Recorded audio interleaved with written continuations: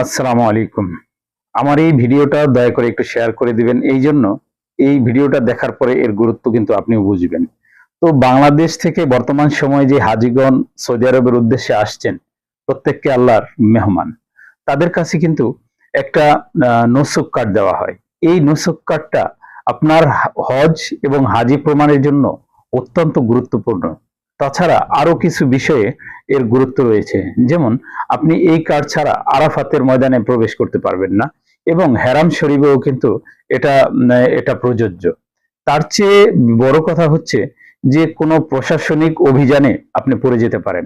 তখন যদি আপনার কাছে এই নসুক কার্ড এবং ভিসা না থাকে, তাহলে কিন্তু আপনি আটক হতে পারেন।